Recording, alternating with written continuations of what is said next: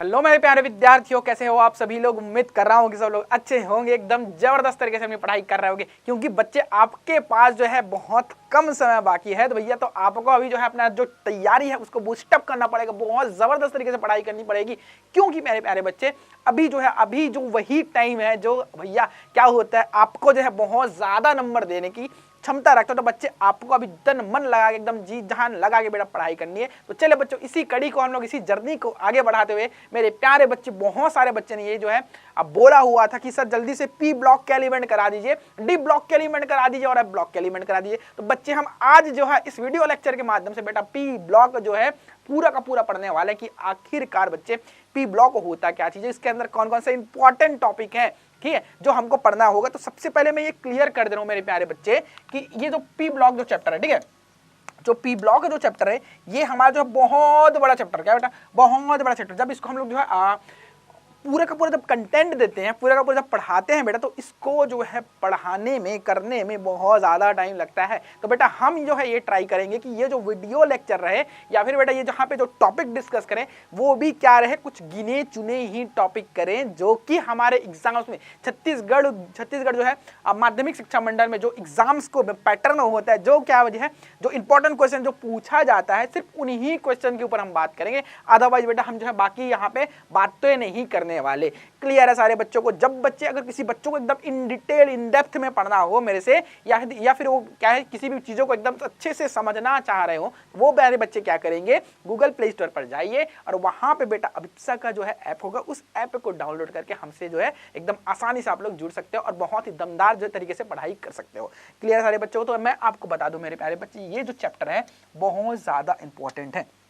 क्या बोला मेरे बच्चा, मैं ये जो चैप्टर का नाम बोला ये जो है बहुत ज्यादा इंपॉर्टेंट है, क्योंकि यहाँ से 8 अंक के क्वेश्चंस पूछे जाते हैं बेटा। क्या होता है, 8 अंक के क्वेश्चंस पूछे जाते हैं और जो डी और एफ ब्लॉक है बेटा वहां से जो है 5 अंक के क्वेश्चन पूछे जाते हैं। तो इस प्रकार से पी डी और एफ ब्लॉक से टोटल ओवरऑल बच्चे हमको जो है 13 अंक के क्वेश्चन पूछे जाते हैं। तो क्लियर है सारे बच्चे कि हमको जो है दो चीजें, हम 2 चैप्टर पढ़ के ही 13 अंक ला सकते हैं। और ये 2 चैप्टर है बेटा, ठीक है, ये 2 चैप्टर सिर्फ और सिर्फ बेस्ड है हमारे पीरियोडिक टेबल के ऊपर। किसके ऊपर बच्चे, पीरियोडिक टेबल के ऊपर।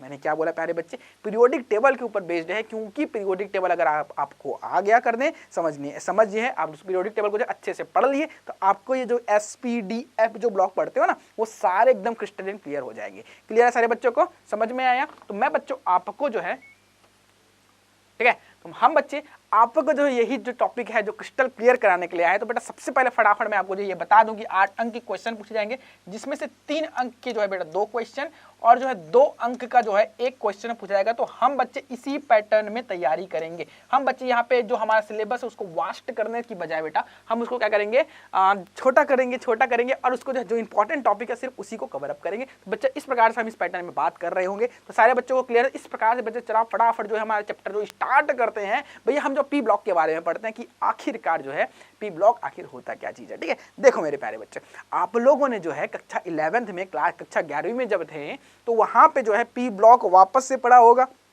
ठीक है, वहां पे पी ब्लॉक के बारे में आपने जाना होगा, थोड़ा बहुत तो जाना ही होगा। ठीक है, उम्मीद करूंगा सारे बच्चे जो है बहुत जबरदस्त तरीके से पी ब्लॉक के बारे में जान रहे होंगे। अगर ये जो बच्चा नहीं भी जान रहा होगा तो उसको हम लोग यहाँ पे जाना लेंगे। ठीक है, कोई बड़ी बात नहीं है, बहुत अच्छे तरीके से सारी चीजें मैं बता दूंगा। ठीक है, जो इंपॉर्टेंट है इस चैप्टर के लिए। अब बच्चे मैंने आपको बताया कि ये जो चैप्टर है इसको आप लोगों ने कक्षा 11वीं में भी पढ़ा है। अब कक्षा 11वीं में जब पढ़ा बेटा तो कक्षा 11वीं में तो कुछ चीजें पढ़ी होगी, तो बिल्कुल डेफिनेटली बच्चे आप लोग जो है पी ब्लॉक के बारे में कुछ चीजें जो है 11वीं के अंदर पढ़ ली है। अब जो बाकी चीजें हैं वो हम लोग यहाँ पे आज जो है पढ़ने वाले हैं बेटा। तो मैं आपको ये बता दूं बेटा, जो हमारा पीरियोडिक टेबल होता है, इस पूरा जो पीरियोडिक टेबल को आवर्त सारणी को हम लोग 4 ब्लॉक में डिवाइड करते हैं। किसी बेटा 4 ब्लॉक में डिवाइड करते हैं। और पहला जो ब्लॉक होता है बेटा वो हमारा क्या होता है, या फिर मैं बोलूं पहला ब्लॉक बोलने से अच्छा जो पहला जो सामने का जो ब्लॉक होता है बेटा, पहला वर्ग और दूसरा वर्ग की मैं बात करूं तो ये जो दोनों वर्ग होता है हमारा क्या कहलाता है, एस ब्लॉक एलिमेंट कहलाता है। और इस एस ब्लॉक के बारे में आप लोगों ने कक्षा 11वीं में बहुत जबरदस्त तरीके से पढ़ा होगा। ठीक है, अब बच्चे एस ब्लॉक के बाद, ठीक है, जो हमारा ग्रुप नंबर 13 से ग्रुप नंबर जो 18 तक के जो वर्ग होते हैं बेटा उसको अपन क्या बोलते हैं, पी ब्लॉक के एलिमेंट बोलते हैं। क्या बोलते हैं, पी ब्लॉक के एलिमेंट बोलते हैं, पी ब्लॉक बोलते हैं। और इसी में से प्यारे बच्चे आप लोगों ने जो है ग्रुप नंबर जो हमारा 13 है और ग्रुप नंबर जो 14 है, ये दो चीजें कार्बन फैमिली और बोरॉन फैमिली, ये दो पूरी फैमिली के बारे में आपने कक्षा 11वीं में पढ़ा हुआ है। अब बच्चे हमको जो क्या करना है, हमको जो है नाइट्रोजन, ठीक है, नाइट्रोजन जिसका ग्रुप नंबर 15, 16, 17 और 18 के बारे में बेटा, ये चार जो ग्रुप है इसके बारे में अपन को पढ़ना है। ठीक है, जो हमारा 15वां ग्रुप मतलब जिसको हम लोग बोलते हैं नाइट्रोजन फैमिली, इसको हम लोग बोलते हैं बेटा नाइट्रोजन फैमिली। ठीक है, इसको अपन बोलते क्या है, नाइट्रोजन फैमिली। ये हमारा जो है ऑक्सीजन फैमिली, ये हमारा होता है बेटा हैलोजन फैमिली, यहाँ पे होता है हमारा फ्लोरीन। ठीक है, इसके बाद बेटा इसको हम 18वां जो ग्रुप होता है, 18 जो ग्रुप होता है बेटा, इसको अपन बोलते हैं अक्रिय गैस, जीरोथ फैमिली। क्या बोलते हैं बेटा, अक्रिय गैस फैमिली। भैया इसको ऊपर में सबसे पहले रहता है हीलियम, उसके बाद होता है हमारे पास नियॉन। ठीक है, तो इस प्रकार से जो है अरेंजमेंट होता है और ये सारी चीजें अपन यहाँ पे पढ़ने वाले और इस पूरा ओवरऑल चैप्टर को हम यहाँ पे डिस्कशन नहीं करेंगे। मैं बार बार बोल रहा हूँ प्यारे बच्चे, ये जो बच्चा यहाँ पे एक्सपेक्टेशन के साथ देख रहा होगा कि सर कि यहाँ पे पूरा ओवरऑल चैप्टर खत्म कर देंगे, तो मैं बोलूंगा बेटा बिल्कुल ओवरऑल चैप्टर तो खत्म करेंगे, लेकिन सिर्फ और सिर्फ गिने चुने टॉपिक के साथ। मैं क्या बोला बेटा, सिर्फ और सिर्फ गिने चुने टॉपिक के साथ जो हमारे बोर्ड के एग्जाम्स में रिलेवेंट रहते हैं। बाकी इररिलेवेंट चीजों को हम लोग जब बोर्ड के पॉइंट ऑफ व्यू से इररिलेवेंट चीजों को यहाँ पे नहीं डिस्कस करेंगे। क्लियर है सारे बच्चों को? चलिए बच्चों फटाफट जो है आज का लेक्चर पढ़ते हैं। ठीक है, अब मेरे बच्चों आप लोग बता दो कि भैया पी ब्लॉक तो यहाँ पे हुआ, पी ब्लॉक जो यहाँ पे 13 से लेकर 18 तक का हुआ, और जो हमारा जो होता है बेटा ग्रुप नंबर ग्रुप नंबर 3 से लेकर ग्रुप नंबर 12 का जो एलिमेंट्स आते हैं बेटा, इन सबको अपन क्या बोलते हैं, डी ब्लॉक के एलिमेंट बोलते हैं। क्या बच्चा, डी ब्लॉक के एलिमेंट बोलते हैं, सारे बच्चों को पता है। और इसके बीच इसके भी क्या होता है, यहाँ से जो एलिमेंट जो है अलग सेपरेट होते हैं, इनको क्या बोलते हैं बेटा, एफ ब्लॉक के एलिमेंट। तो ये सारे बच्चों को मेरे पता होगा कि कौन कौन सा ब्लॉक कहाँ कहाँ कैसे कैसे अरेंजमेंट होता है। और ये जो ब्लॉक बनता है ना बच्चे, ये सिर्फ और सिर्फ जो है इलेक्ट्रॉनिक विन्यास के अकॉर्डिंग बनता है। क्या बेटा, सिर्फ और सिर्फ जो है इलेक्ट्रॉनिक विन्यास के हिसाब से बना है। और ये मैं बोल सकता हूं प्यारे बच्चों कि इलेक्ट्रॉनिक विन्यास आपको अगर आपको आ गया सही से, तो सारी चीज आपको एकदम सिंपल क्रिस्टल क्लियर होने वाली है। और याद रखना मेरे बच्चे, हर एक ग्रुप और हर एक वर्ग का हर एक ग्रुप का जो एलिमेंट है उसकी जो प्रॉपर्टी होने वाली है वो सेम होने वाली, एक जैसे होने वाली है।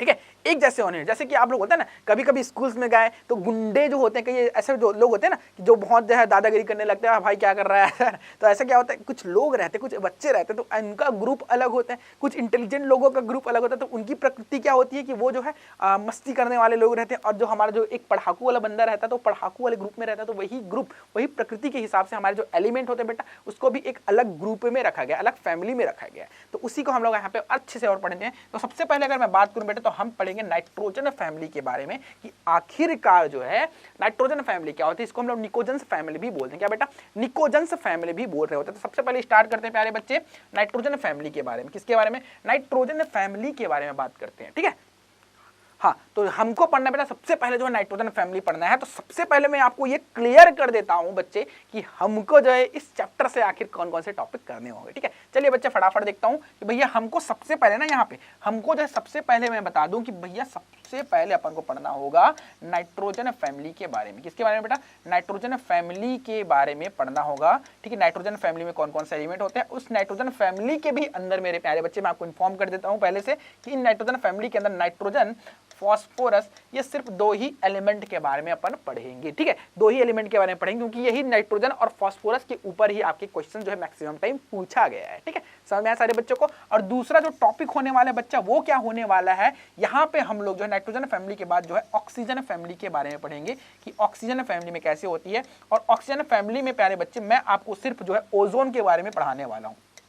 ठीक है बच्चा, ओजोन के बारे में पढ़ाने वाला हूं कि ओजोन कैसे होता है और इसके जो प्रक्रिया होती है बनाने का। ठीक है, सीमेंस प्रोसेस जो होता है, ठीक है, सीमेंस प्रोसेस जो होता है बेटा, इसके बारे में पढ़ने वाले हैं। ठीक है, सीमेन का जो ओजोनाइजर जो आपने पढ़ा हुआ है, वही प्रोसेस के बारे में यहाँ पे बात करेंगे। उसके बाद बच्चे अपन जो यहाँ पे बात करने वाला जो टॉपिक होगा वो क्या होने वाला है प्यारे बच्चे, ऑक्सीजन फैमिली के बाद, नाइट्रोजन फैमिली के बाद अपन जो है सल्फर के बारे में बात करेंगे। आखिर सल्फर क्या होता है, सल्फर के जो भैया ऑक्सी ऑक्साइड्स के बारे में बात करेंगे। उसके बाद बेटा अपन बात करेंगे क्लोरीन के ऑक्सी ऑक्साइड के बारे में, क्लोरीन के ऑक्सी ऑक्साइड के बारे में बात करेंगे। ठीक है, क्लोरीन के ऑक्सी ऑक्साइड के बारे में बात करेंगे। और उसके बाद बेटा फॉस्फोरस के भी ऑक्सी ऑक्साइड के बारे में बात करेंगे। ठीक है, फॉस्फोरस फास्फोरस के ऑक्सो ऑक्साइड के बारे में यहाँ पे बात कर रहे होंगे। और साथ ही साथ बेटा ये मैं करूँगा ऑक्सो ऑक्साइड के बारे में, ठीक है, ऑक्सो ऑक्साइड के बारे में बात करेंगे। और साथ ही साथ बेटा हम लोग प्रक्रम के बारे में भी बात करेंगे, जैसे हमारा ओस्टवाल्ड, ठीक है, अमोनिया बनाने की ओस्टवाल्ड अभिक्रिया, और साथ ही साथ बेटा हमारे हैबर्स अभिक्रिया में अमोनिया बनाने की हैबर्स जो प्रक्रम होता है ना, उसके बारे में बात करें। तो यहाँ पे कुछ गिने चुने टॉपिक मैं कवर करूंगा। बाकी ओवरऑल टॉपिक बच्चे अगर जिसको भी पढ़ना हो तो वो क्या करेगा, IPSA का ऐप डाउनलोड कर ले और बच्चे वहां से मेरे जो सब्सक्रिप्शन लेके आप सारी चीजें जो है बहुत विस्तार तरीके से पढ़ सकते हो। समझ में आया सारे बच्चों को? तो चलिए बच्चा फटाफट जो है आगे बढ़ते हैं, नाइट्रोजन फैमिली जो है स्टार्ट करते हैं कि आखिरकार जो है नाइट्रोजन फैमिली में हमको क्या चीजें पढ़नी होती है। जी देखो बच्चा, नाइट्रोजन फैमिली आखिर क्या होता है? नाइट्रोजन फैमिली में क्या होता है? सबसे पहले नाइट्रोजन होता है, इसको हम लोग निकोजेंस फैमिली भी बोलते हैं, ठीक है, इसको हम लोग निकोजेंस फैमिली भी बोलते हैं, निको, ठीक है, हाँ, इसको अपन लोग बोल रहे क्या बोलते हैं? निकोजेंस फैमिली भी बोल रहे हैं, तो निकोजन फैमिली भी बोलते हैं। और निकोजन का मतलब होता है बेटा पॉइजनस। क्या होता है बेटा? पॉइजनस, ठीक है, पॉइजनस मतलब हमारा क्या होता है, जहरीली गैसेस की तौर पे हम जो है नाइट्रोजन का यूज कर रहे होते हैं। तो बच्चे यहाँ पे पहले अगर मैं बात करूं तो नाइट्रोजन के बारे में बात करूं तो नाइट्रोजन फैमिली में हम लोग सबसे पहले बात करेंगे नाइट्रोजन के बारे में। तो नाइट्रोजन, ठीक है, फॉस्फोरस, नाना पाटेकर, असरानी, सब बिखारी, इस प्रकार से हमारा जो लास्ट वाला होता है बेटा वो मॉस्को होता है, ठीक है। तो इसका याद करने का एक तरीका है बेटा, इसका याद करने का एक तरीका है, तो वो तरीका सारे बच्चों को जो उम्मीद कर रहा हूँ पता होगा। तो देखा, नहीं पता होगा तो बेटा आपको याद कर लो। इसका क्या होता है? नाना, ठीक है, इसका जो याद करने का जो तरीका होता है बेटा, न्यूमोनिक जो होता है वो क्या होता है? नाना पाटेकर। क्या बेटा? नाना पाटेकर, ऐश्वर्या, नाना पाटेकर, ठीक है, ऐश्वर्या, नाना पाटेकर, ऐश्वर्या, सब बिंदास बेटा। क्या है? सब बिंदास, नाना पाटेकर, ऐश्वर्या, सब बिंदास। क्या है बेटा? सब बिंदास है। वह वो भी कहाँ पे? सब बिंदास है। वो भी कहाँ? सब बिंदास। वो भी कहाँ? मॉस्को पे। क्या बेटा? मॉस्को पे। तो ये मॉस्को जो होता है बेटा, मॉस्को जो होता है वो हमारा ग्रुप नंबर जो है एटॉमिक नंबर जो है 115 होता है। क्या होता है बेटा? एटॉमिक नंबर 115 होता है। तो इसको आप लोग को याद करके रखना है, ठीक है। याद करके नहीं भी रखोगे तो भी दिक्कत है, क्योंकि हम यहाँ तक जो इसका स्टडी नहीं करने वाले हैं। सिर्फ और सिर्फ बच्चे हमको जो यहाँ पे नाइट्रोजन और फास्फोरस के बारे में पढ़ना है, ठीक है। यहाँ पे और कोई भी एलिमेंट के बारे में यहाँ पे डिस्कशन नहीं करेंगे। तो सबसे पहले बच्चे नाइट्रोजन के बारे में बात करता हूँ कि नाइट्रोजन के बारे में क्या चीजें हमको पढ़ना है, ठीक है। अब देखो बेटा, जब भी मैं पीरियोडिक ट्रेंड्स के बारे में बात करूँ, पीरियोडिक ट्रेंड्स के बारे में बात करूँ, पीरियोडिक जो है जैसे पीरियोडिक ट्रेंड्स बोलेंगे ना, तो वहां पे क्या आता है कि ऊपर से नीचे जाने पर, क्या बता, ऊपर से नीचे जाने पर ये जो आवर्त जो होती है या फिर जो हमारा जो वर्ग होता है वो कैसे बिहेव करता है, उसी को बोलते हैं भैया पीरियोडिक ट्रेंड्स, ठीक है। वो जो ऊपर से नीचे जाने पर हमारा जो एलिमेंट होता है वो कैसे बिहेव करता है, दाएं से बाएं जाने पर कैसे बिहेव करता है, उसको हम लोग यहाँ पे पूरी प्रॉपर तरीके से अध्ययन करने वाले हैं। तो देखो बच्चा, पीरियोडिक ट्रेंड्स की मैं बात करूं तो हमको ये कॉमनली ये पता है, कॉमनली जो है ट्रेंड्स ये पता है कि जब हम लोग जो है आवर्त सारणी में, ठीक है, आवर्त सारणी में बेटा मोटी मोटी बात आपको ये पता होगी कि हम जब आवर्त सारणी में क्या करते हैं, ऊपर से नीचे आते हैं, ऊपर, ठीक है बेटा, ऊपर से नीचे आते हैं। तो ऊपर से नीचे आने पर क्या होता है, हमारा जो परमाणु होता है उसका आकार जो है, परमाणु क्या होता है बेटा, परमाणु का आकार जो है क्या होता है, बढ़ता जाता है। क्या होता है? इंक्रीमेंट होता है, बढ़ता जाता है, ठीक है। इस प्रकार से जब हम क्या करते हैं बेटा, ऊपर से नीचे के बाद हम क्या करते हैं, दाएं से बाएं जाते हैं, राइट टू लेफ्ट जाते हैं, ठीक है, दाएं से राइट टू लेफ्ट जा रहे होते हैं। तो हमारा जो परमाणु आकार होता है बेटा, हमारा मतलब परमाणु का जो परमाणु आकार होता है, ठीक है, परमाणु जो आकार होता है बेटा वो क्या होता है, बढ़ रहा होता है, ठीक है, सॉरी बढ़ नहीं, घट रहा होता है, ठीक है। ये क्या होगा बेटा, घट रहा होगा, इस प्रकार से कम होगा। समझ में आया सारे बच्चों को? मैंने क्या बोला भैया, मैंने यहाँ पे क्या बोला, जब हम जो है पीरियोडिक टेबल में इस तरीके से जाएंगे, ठीक है, राइट टू लेफ्ट जाएंगे, तब हमारा जो एटॉमिक स्ट्रक्चर होता है, जो एटॉमिक जो है संरचना होती है बेटा, वो क्या होती है, कम होती जाती है, छोटी होती जाती है। जब ऊपर से नीचे आते हैं, ऊपर से नीचे आते हैं, तब हमारी जो संरचना होती है बेटा वो क्या होती है, जो आकृति जो होती है, आकार जो होती है वो बढ़ती जाती है, क्या होती है, बड़े होते जाता है, ठीक है। ये सारी चीजें आपको फंडामेंटल सारे बच्चों को क्लियर हुआ होगा, आपको पता भी होगा कि कैसी चीजें होती है। अगर मैं बच्चे आपको ये बात कर दूं कि इसकी फिजिकल प्रॉपर्टी क्या होती है, नाइट्रोजन की फिजिकल प्रॉपर्टी क्या होती है, तो देखो बच्चे, यहाँ पे अगर मैं आकार की बात करूँ ना, तो आकार क्या होता है, हमको पता है कि नाइट्रोजन जो होता है, नाइट्रोजन जो होता है सर, वो क्या होता है, द्विपरमाणविक अणु बनाता है। क्या होता है? द्विपरमाणविक अणु बनाता है, द्विपरमाणविक अणु बनाता है, ये हमको पता है सर। द्विपरमाणिक अणु क्या होता है, N2 बनाता है बेटा, ये क्या बनाता है, N2 बनाता है। तो N2 मतलब द्विपरमाणिक अणु बना रहा होगा, ठीक है। लेकिन जब मैं फास्फोरस की बात करता हूँ बेटा, तो ये जो हमारा क्या होता है, F4 बनाना ज्यादा सुटेबल लगता है, क्योंकि इसमें भैया, इसमें जो है, हाँ, एक बात याद रखो बच्चे कि यहाँ पे F जो है हमारा फास्फोरस रहता है वो F4 बनाता है, लेकिन जो हमारे नाइट्रोजन रहता है वो द्विपरमाणिक जो है डाइएटॉमिक जो है फॉर्मेशन करता है। लेकिन बच्चे जो हमारा नाइट्रोजन जो होता है वो जो है टेट्रा जो है एटॉमिक फॉर्मेशन भी करता है। मतलब भैया चतुष्क जो है ठीक है, चतुष्फल की नहीं, हाँ, तो हमारा जो नाइट्रोजन जो होता है प्यारे बच्चे वो क्या करता है, टेट्रा एटॉमिक का फॉर्मेशन भी करता है। कैसे फॉर्मेशन करता है बच्चों, ध्यान से देखो, हमारा जो नाइट्रोजन का फॉर्मेशन क्या होता है, नाइट्रोजन का जो होता है इस तरीके से नाइट्रोजन N2, ठीक है, N2 बनता है। तो इसका जो फॉर्मेशन होता है वो क्या होता है, एक नाइट्रोजन जो होता है बेटा ट्रिपल बॉन्ड से, एक नाइट्रोजन जो होता है ट्रिपल बॉन्ड से ऐसे दूसरे नाइट्रोजन के साथ पी पाई पी बॉन्ड बना के, पी पाई बॉन्ड बना के बेटा क्या करता है, स्ट्रांगली क्या होता है, स्ट्रांगली ऐसे बंधा रहता है। स्ट्रांगली क्या होता है बेटा, बंधा रहता है। ये जो पी पाई बॉन्ड है बच्चे, इनके बीच में ये क्या होता है, बहुत ज्यादा स्ट्रांग होता है। क्या बेटा, बहुत ज्यादा स्ट्रांग होता है, मजबूत होता है। ठीक है, अगर मैं बात करूं बेटा इसका जो ये तो खैर हुआ, क्या हुआ, डायटोमिक की बात हुई। ये क्या, किसकी बात हो गई, डायटोमिक द्विपरमाणुविक की बात हो गई।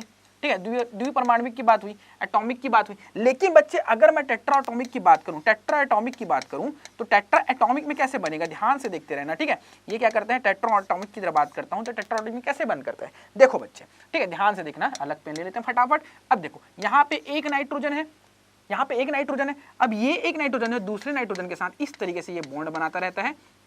ठीक है, इस तरीके से बॉन्ड बनाएगा। तो यहाँ पे बेटा क्या होगा, ट्रिपल बॉन्ड जो है, एक नाइट्रोजन को कितने बॉन्ड की जरूरत रहती है, 3 बॉन्ड की, 3 इलेक्ट्रॉन्स की नीड रहती है, 3 इलेक्ट्रॉन्स की नीड रहती है, क्योंकि इसकी संयोजकता 3 होती है। संयोजकता 3 होती है मतलब बच्चे वहां पे ट्रिपल बॉन्ड, सॉरी 3 बॉन्ड मेरे को बनेगा। तो एक नाइट्रोजन के पास कितना बॉन्ड बनेगा प्यारे बच्चे, 3 जो है बॉन्ड बनना चाहिए। देखो बच्चे यहाँ पे एक इलेक्ट्रॉन की शेयरिंग, यहाँ पे एक इलेक्ट्रॉन की शेयरिंग, यहाँ पे एक इलेक्ट्रॉन की शेयरिंग, तो 3 इलेक्ट्रॉन हुआ। सेम इसी प्रकार से बेटा यहाँ पे भी, ठीक है, यहाँ पे भी, और ये जो है सामने इस तरीके से, और ये भी इस तरीके से सामने। ठीक है, तो इस प्रकार से स्ट्रक्चर बनेगा, और ये ऊपर में भी, सॉरी यहाँ पे, ठीक है, अब इस तरीके से स्ट्रक्चर बनेगा। अब बच्चे क्या होगा, यहाँ पे इस तरीके से स्ट्रक्चर बने, तो यहाँ पे 1 2 और ये 3, 1 2 1 3 और 1 2 1 3। ठीक है, तो इस प्रकार से हमको 3 इलेक्ट्रॉन की शेयरिंग हुई। तो बच्चे ये यहाँ पे शेयरिंग से बॉन्ड बनेगा, मतलब यहाँ पे किसका फॉर्मेशन होगा, सिग्मा बॉन्ड का फॉर्मेशन होगा। किसका बच्चा, सिग्मा बॉन्ड का फॉर्मेशन होगा। और ये बॉन्ड जो होता है बेटा ये वीक होता है। तो इस फॉर्मेट में इस जो है एटॉमिक स्ट्रक्चर पे ये जो नाइट्रोजन होता है वो नहीं बन पाता, स्टेबल नहीं रह पाता।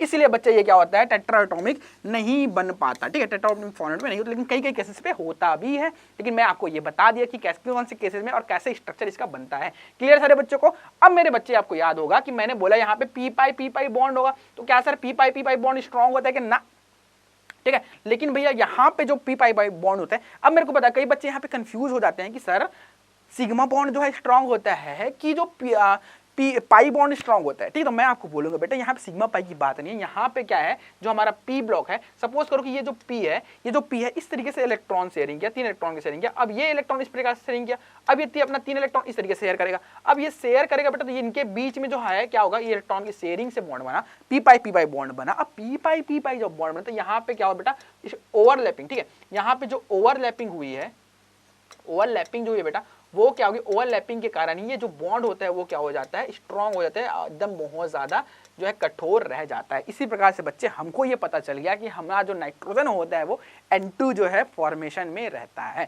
एकदम जबरदस्त सारी बच्चों को क्लियर हुआ। ठीक है, तो ये सारी चीजें बेसिक्स बातें बेटा, ये सारी चीजें एकदम बेसिक बातें, तो आपको ये आना चाहिए। अगर ये सारी चीजें आई बेटा, तो आप लोग पी ब्लॉक में बहुत जबरदस्त तरीके से फोड़ने वाले, बहुत जबरदस्त तरीके से मजे करने वाले कि आखिर पी ब्लॉक होता क्या है, कैसे चीजें होती है, इसके बारे में अपन यहाँ पे फुल्ली कंप्लीट तरीके से बात करने वाले, जो कि हमारे एग्जाम रिलेटेड होंगे। क्लियर सारे बच्चों को। अब देखो बच्चे, यहाँ पे अपन बात की है कि भैया ये इस तरीके से बात हुई, लेकिन मैं एटॉमिक स्ट्रक्चर की बात करूं बेटा, यहाँ पे हम जो है फटाफट एक नया स्लाइड ले लेते हैं जिससे हमको समझने में ज्यादा इजी हो। अब मेरे बच्चे आपको बता दूं कि भैया इसकी जो है एटॉमिक स्ट्रक्चर की बात करूं या फिर एटॉमिक रेडियस की बात करूं बेटा, क्या होता है एटॉमिक रेडियस की बात करूं तो क्या होता है एटॉमिक रेडियस। ठीक है, एटॉमिक रेडियस क्या होता है बेटा, ठीक है, इसको हिंदी में लिखते हैं फटाफट, अपन जो है इंग्लिश पे नहीं लिखते।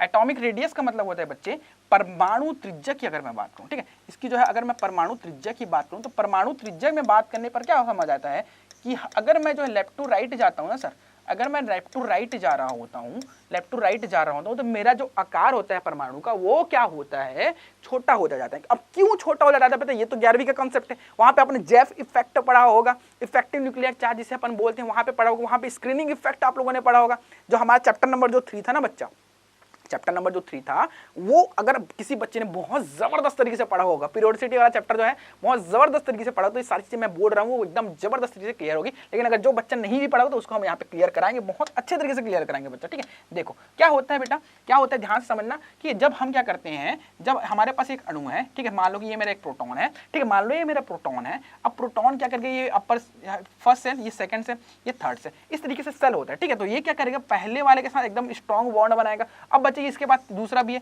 इसके बाद तीसरा भी, तो इस प्रकार से बॉन्ड बनाएगा। अब सपोज करो, मान लो भैया कि यहाँ पे इलेक्ट्रॉन ऐसा घूम रहा है, इलेक्ट्रॉन क्या कर रहा है, घूम रहा है। अब इलेक्ट्रॉन जब घूम रहा है बेटा, तो ये जो न्यूक्लियस उसको बांध के रखेगा कि नहीं रखेगा, न्यूक्लियस जो है उसका जो प्रोटॉन है बेटा वो बांध के रखेगा, खींच के रखेगा। अब वो खींच के रख रहा है बेटा, तो क्या करेगा, जो खींचने की इसकी जो शक्ति है, इलेक्ट्रॉन प्रोटॉन की जो है इलेक्ट्रॉन खींचने की जो शक्ति है, जो खींच के रखेगा, तो उसी को बोलते हैं बेटा हम लोग क्या बोलते हैं, इफेक्टिव न्यूक्लियर चार्ज, जिसे हम लोग बोलते हैं इफेक्टिव, मतलब जेड के बारे में बात होती है तो जेड बोल देते हैं, ठीक है। इफेक्टिव न्यूक्लियर चार्ज जिसको हम जेफ इफेक्ट बोलते हैं, क्या बच्चा, जेफ इफेक्ट बोल रहे होते हैं इसको इफेक्टिव न्यूक्लियर चार्ज, ठीक है, प्रभावी, ठीक है, इफेक्टिव न्यूक्लियर चार्ज बोलते हैं। अब बेटा क्या होता है, इफेक्टिव न्यूक्लियर चार्ज होने ज्यादा होने से, जो हम इफेक्टिव न्यूक्लियर चार्ज अगर ज्यादा होगा, इफेक्टिव न्यूक्लियर चार्ज, ध्यान से सुनना, इफेक्टिव न्यूक्लियर चार्ज अगर ज्यादा होगा तो बेटा मेरा जो आकार होता है, मेरा आकार क्या होगा, कम हो जाएगा। तो मैं क्या ऐसे बोल दूं, तो क्या मैं ऐसे बोल दूं बेटा कि क्या होगा, अगर मेरा इफेक्टिव न्यूक्लियर चार्ज, अगर इसकी खींचने की शक्ति जो है, इसकी खींचने की जो शक्ति क्या हुआ, कहाँ चला गया भैया, हाँ देखो, इसकी जो खींचने की जो शक्ति है न्यूक्लियस की, अगर वो ज्यादा हो जा रही है तो मेरा परमाणु का जो आकार है बेटा, परमाणु का जो साइज है वो क्या हो जाएगा, छोटा हो जाएगा। क्यों छोटा होगा समझ में आया, ठीक है, क्यों छोटा हुआ समझ में आया। अब बेटा इसका जो इफेक्टिव न्यूक्लियर चार्ज अगर ज्यादा होगा तो आकार जो है छोटी हो जाएगी, अगर कम हुआ तो आकार बड़ी हो जाएगी। तो हमको ये पता चल गया इससे बेटा, इससे क्लियर हो गया कि जब मैं राइट टू लेफ्ट जा रहा हूं, राइट टू, ठीक है, मतलब मैं जो है दाएं से बाएं की ओर जा रहा है बेटा, राइट टू लेफ्ट की ओर जा रहा हूं, तो जिसमें मेरा इफेक्टिव न्यूक्लियर चार्ज क्या हो जा रहा है, बढ़ रहा है। और भैया ऊपर से नीचे जब आ रहा हूं, टॉप टू बॉटम आ रहा हूं बेटा, ठीक है, टॉप टू बॉटम आ रहा हूं, तो मेरा जो जेफ है, मेरा जो जेफ है बेटा वो क्या कर रहा है, कम हो रहा है। ये आपको जो है एकदम पक्के तरीके से याद हुई होगी, ठीक है, जबरदस्त तरीके से समझ में आया होगा, उम्मीद कर रहा हूं। ये सारी चीजें, ये जो आज का लेक्चर रहेगा ना बेटा वो बहुत बेसिक रहेगा, ठीक है, बहुत बेसिक रहेगा। इसमें हम जो कोई भी हवा फाई यहाँ पे बातें नहीं करेंगे, कोई भी यहाँ पे किसी भी प्रोसेस के बारे में बात नहीं करेंगे, सिर्फ और सिर्फ पी के बारे में बात करेंगे, आखिर पी ब्लॉक होता क्या चीज़ है, कैसे चीज़ें होती है, कैसे एटॉमिसिटी होती है। क्योंकि मेरे प्यारे बच्चों को ये उम्मीद है कि ये जो चैप्टर है बहुत ज़्यादा अच्छा है, बहुत ज़्यादा इंपॉर्टेंट है, और बच्चे इसको जबरदस्त तरीके से साथ में मिलकर पढ़ेंगे, भले ही हमको इसको आधा घंटा क्यों ना देना पड़े, लेकिन हम इसको बहुत अच्छे से पढ़ेंगे। समझ में आया सारे बच्चों को, इस प्रकार से आपको पता चल गया। अब देखो मेरे प्यारे बच्चे, यहाँ पे नाइट्रोजन की जो रासायनिक गुण की मैं बात करूँ, तो रासायनिक गुण में ऐसे कौन कौन से फैक्टर्स आते हैं, ध्यान से देखते रहना। एक बात भी याद रखना मेरे प्यारे बच्चे, यहाँ पे अगर मैं बात करूं मेल्टिंग पॉइंट की मैं बात करता हूं, तो मेल्टिंग पॉइंट पे क्या होता है, जब भी मैं जो है, ठीक है, यहाँ पे अपन तो बात की फिजिकल प्रॉपर्टी। अब फिजिकल प्रॉपर्टी के अंदर एक पॉइंट और आता है मेरे बच्चे, जो हमारा मेल्टिंग पॉइंट एंड जो है बॉइलिंग पॉइंट की मैं बात करूं, तो बॉइलिंग पॉइंट मेल्टिंग पॉइंट की बात करता हूं, तो बॉइलिंग पॉइंट जो होता है, जो हमारे पूरा का पूरा जो ग्रुप नंबर 15 का जो नाइट्रोजन फैमिली होती है ना, उसका बॉइलिंग पॉइंट क्या होता है, कम होता है। क्या होता है बेटा, बॉइलिंग पॉइंट जो होता है,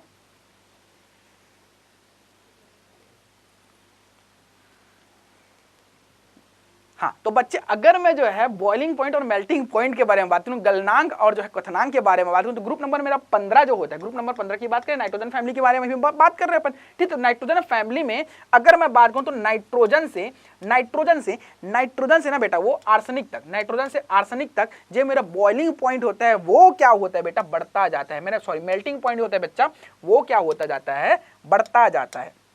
मेरा मोल्टिंग पॉइंट जो है बेटा ये क्या होता जाता है, बढ़ता जाता है। समझ में आया सारे बच्चों को, गलनांक जो क्या होता है, बढ़ता जाता है। और क्या होता है बेटा, जब मैं आर्सेनिक या फिर जो है एसबी से बात करूं, एसबी से बिस्मथ तक की बात करूं, तो बेटा यहाँ पे मेरा मेल्टिंग पॉइंट क्या होता है, कम होता है। और ओवरऑल बेटा, ओवरऑल पूरा टाइम पे मेरा जो बॉइलिंग पॉइंट होता है, गलनांक क्वथनांक जो होता है वो क्या होता है बेटा, यहाँ पे इंक्रीज होता है। क्या होता है बेटा, इंक्रीज होता है। हमारे यहाँ पे इसको उबालने में मेरे प्यारे बच्चों मेरे को बहुत ज्यादा टेम्परेचर देना पड़ेगा। तो आपको ये सारे फंडे आपको याद होना चाहिए कि बॉइलिंग पॉइंट कब यूज किया जाता है, मेल्टिंग पॉइंट जो है कब यूज किया जाता है। क्लियर है सारे बच्चों को, जबरदस्त तरीके से सारे बच्चों को क्लियर होगा, उम्मीद कर रहा हूँ, ठीक है। अब यहाँ पे ज्यादा एक और चीज आपको बताना चाहूंगा बेटा, ध्यान से देखना कहाँ पे स्पेस है, इधर हम बात कर लेते हैं, ठीक, इधर अपन बात कर लेते हैं। ये सारी चीजें भैया मैं आपको जो है बहुत अच्छे तरीके से समझा रहा हूँ, तो इसको क्या करना, अपने कॉपी के अंदर जबरदस्त तरीके से लिखना, मैं जो एक्सप्लेनेशन दे रहा हूं बच्चे, उसको क्या करना, आप जो है बहुत अच्छे तरीके से अपने कॉपी के अंदर जो बोल रहा हूं उसको समझ के अंडरस्टैंड करके बेटा आप लोगों ने कॉपी के अंदर लिखना है।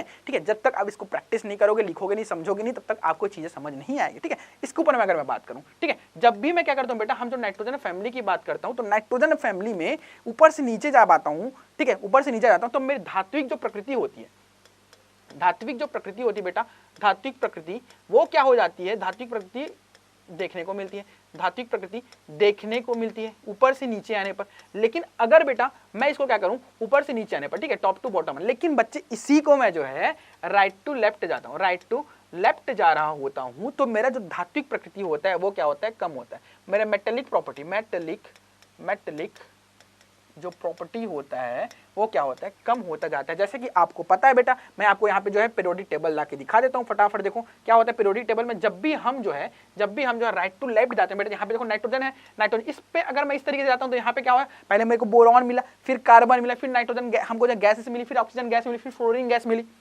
मतलब मेरे को जो है जब यहाँ पे पहले जो है को सॉलिड मिला, उसके बाद मेरे को कार्बन मिला, उसके बाद नाइट्रोजन, ऑक्सीजन, फ्लोरीन, सारी गैसेस है।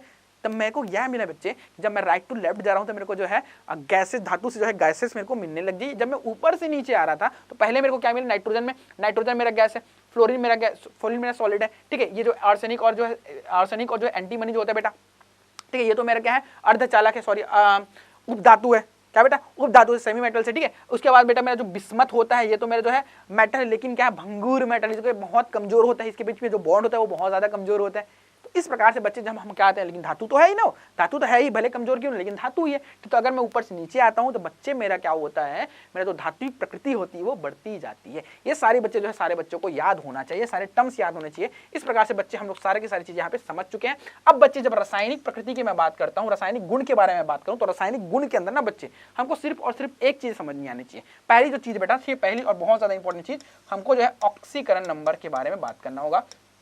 ठीक है, ऑक्सीकरण अवस्था कैसे जो है, ऑक्सीकरण अवस्था के बारे में बात करना कि नाइट्रोजन फैमिली की ऑक्सीकरण अवस्था कितनी होती है।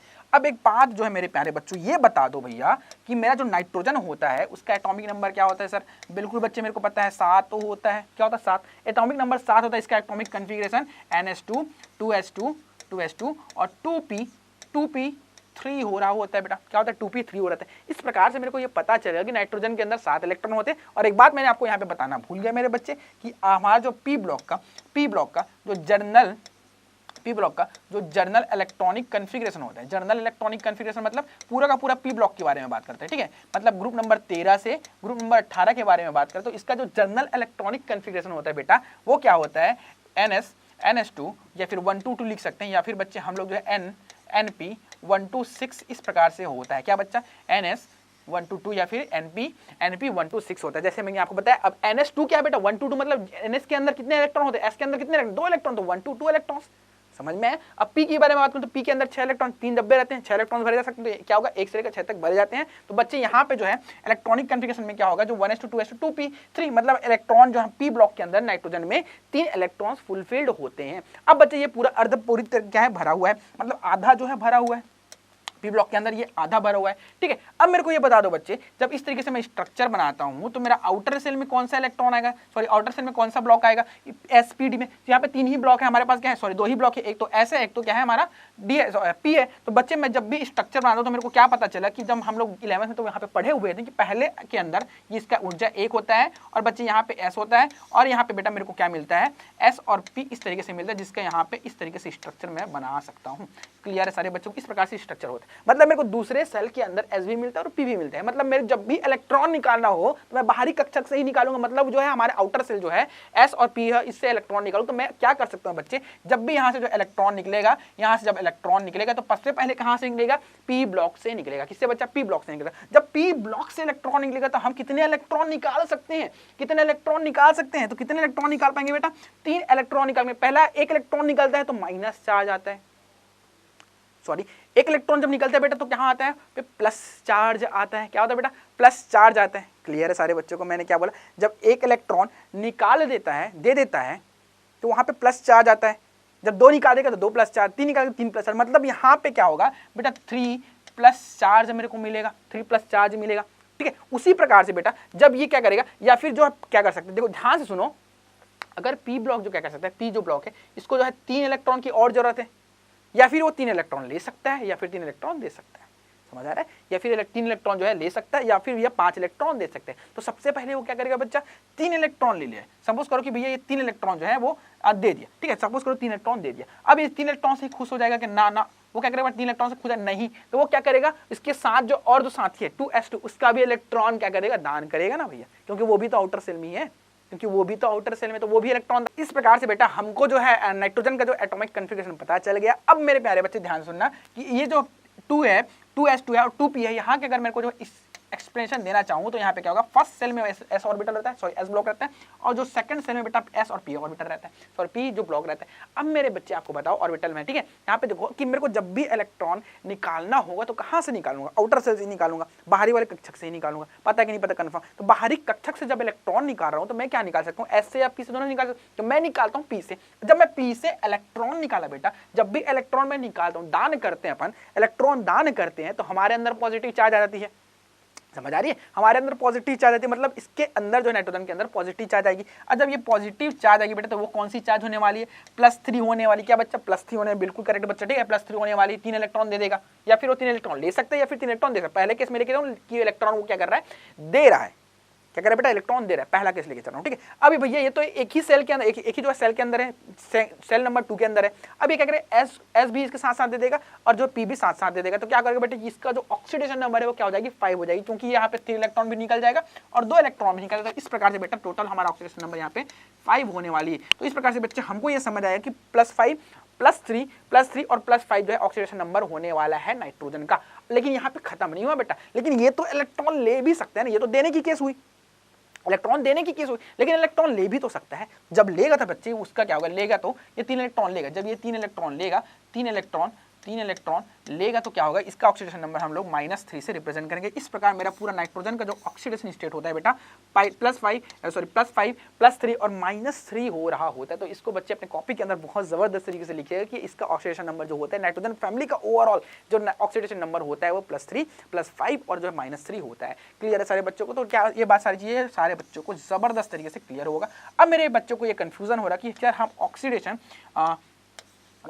स्टेट, हम जो ऑक्सीकरण जो संख्या है वो कैसे आखिर निकालते हैं, इसके बारे में बात करूं बेटा। आपको एक एग्जांपल देके बताता हूं। हमारे पास NH3 है, अगर मेरे को नाइट्रोजन का ऑक्सीडेशन नंबर निकालना हो तो मैं क्या करूंगा, x प्लस नाइट्रोजन का जो ऑक्सीडेशन नंबर कितना होता है बेटा 1 होता है, तो इसमें क्या करेंगे +3 कर देंगे, क्योंकि हमारा हाइड्रोजन कितने हैं 3 है, तो 3 करेंगे बेटा यहाँ पे 0। अब इस प्रकार से मैं जब सॉल्व करूंगा तो मेरे का x को वैल्यू जो है मेरे को -3 मिल जाएगी। इस प्रकार मेरे को पता चल गया कि अमोनिया में जो है नाइट्रोजन है उसका ऑक्सीडेशन नंबर जो कितना होने वाला है -3 होने वाला है, क्योंकि इसका रेंज भी क्या होता है -3 +5 होता है, -3 to +5 होता है। नाइट्रोजन फैमिली का जो रेंज होता है ना बेटा एक्चुअल वो -3 to +5 होता है, लेकिन जो हमारे मैक्सिमम जो एलिमेंट होता है उसके अंदर वो क्या करते हैं, मैक्सिमम क्या जितने ही एलिमेंट होते हैं वो क्या करते हैं -3 या फिर +3 या फिर +5 जो है ऑक्सीडेशन नंबर हमेशा दर्शाते रहते हैं, दिखाते रहते हैं। ये मेरा बोलने का उद्देश्य है, ठीक है बच्चा। तो सारे बच्चे इसको फटाफट अपने कॉपी के अंदर स्क्रीनशॉट ले लो, या फिर बच्चे स्क्रीनशॉट ले लो, या फिर बच्चे अपने कॉपी के अंदर फटाफट इसको लिख सकते हो, ठीक है। अब थोड़ा सा आगे बढ़ते हैं। अब बच्चे अपन ये बात करते हैं कि भैया नाइट्रोजन के कंपाउंड्स कितने सारे होते हैं, आखिर इतने जो है यौगिक कौन कौन से बनाते हैं। तो मैं आपको सिर्फ और सिर्फ मेरे प्यारे बच्चे किसके बारे में बता रहा हूँ, कंपाउंड्स के बारे में बता रहा हूँ। कंपाउंड जो होता है ये नाइट्रोजन जो होता है डाई और नाइट्रोजन के बारे में बता रहा है। क्या बच्चा, डाई नाइट्रोजन बनाता है, मतलब N2 के बारे में फॉर्मेशन करता है, N2 को फॉर्मेशन करता है, ये डाई नाइट्रोजन के बारे में फॉर्मेशन करता है, ठीक है। अब देखो मेरे प्यारे बच्चे, इसके बाद मैं बोलूँ अमोनिया का फॉर्मेशन करता है, जैसे कि इसका फॉर्मूला होता है NH3, ये क्या करता है, अमोनिया का फॉर्मेशन करता है। तो अमोनिया यहाँ पे बनने वाला है नाइट्रोजन से, ठीक है। अब भैया अमोनिया बनेगा तो कौन सी विधि से बनेगा, मैंने आपको बोला हुआ है मेरे प्यारे बच्चे कि हम जो बहुत ज्यादा इंपॉर्टेंट कंसेप्ट के ऊपर बात करेंगे, सिर्फ और सिर्फ इंपॉर्टेंट कंसेप्ट के ऊपर बात करेंगे, अदरवाइज कोई भी चीज यहाँ पे बात नहीं कर रहे होंगे। तो मैं आपको प्यारे बच्चों को इन्फॉर्म करता हूँ कि हैबर विधि में प्यारे बच्चे, हैबर विधि में क्या होता है, अमोनिया बनाने की विधि के बारे में बात करेंगे। उसके बाद जो दूसरा प्रोसेस पे बात करूँ बेटा तो वो होता है ओस्टवॉल्ड विधि। क्या बच्चा, अमोनिया बनाने की ओस्टवॉल्ड विधि। ये दो विधि जो होती है बच्चे, ये दो विधि जो है आपके लिए मोस्ट इंपॉर्टेंट है। क्या बच्चा, मोस्ट इंपॉर्टेंट है, ठीक है, मोस्ट इंपॉर्टेंट। मैंने बोल दिया बच्चा मोस्ट इंपॉर्टेंट, तो इसको कॉपी के अंदर बहुत जबरदस्त तरीके से लिखिएगा कि मोस्ट इंपॉर्टेंट है। ये दो टॉपिक जो है हमको करके ही जाना है, भले कुछ भी हो लेकिन भैया एक टॉपिक हमको करके ही जाना होगा। समझ में आया सारे बच्चों को? जबरदस्त तरीके से समझ में आएगा, उम्मीद मैं कर रहा हूँ। ठीक है, चलिए बच्चे फटाफट आगे बढ़ते हैं। आखिर भैया ये जो इस तरीके से क्वेश्चन पाता है कि अमोनिया के निर्माण की हैबर विधि का निम्न बिंदुओं से में वर्णन कीजिए। कौन कौन से पॉइंट है? सिद्धांत व समीकरण के हिसाब से नामांकित चित्र बनाना है यहाँ पे, और मेरे बच्चों क्या है कोई दो उपयोग यहाँ पे लिखना होगा। तो इस प्रकार से क्या होता है, एग्जाम्स के अंदर जो है क्वेश्चन पूछे जाते हैं। बच्चा इस प्रकार से अगर क्वेश्चन पूछा जाए तो उसको एक्सप्लेनेशन देने भी अच्छे एकदम तगड़े लेवल पे आना चाहिए। चलिए बच्चे, तो यहाँ पे अपन देखते हैं कि आखिरकार अमोनिया का जो है अमोनिया बनाने की विधि आखिर क्या होती है। इसका जो आंसर जो है हम लोग जल्दी से जो है फ्रेम करते हैं। ठीक है बच्चा, मैं आपको जो आंसर लिखने की यहाँ पे बात नहीं कर रहा, मैं यहाँ बात करूँ बेटा इसको एक्सप्लेनेशन कैसे करता हूँ, वो आंसर आप लोग अपने कॉपी के अंदर बहुत जबरदस्त तरीके से लिखिएगा। ठीक है बच्चा, समझ में आया सारे बच्चों को?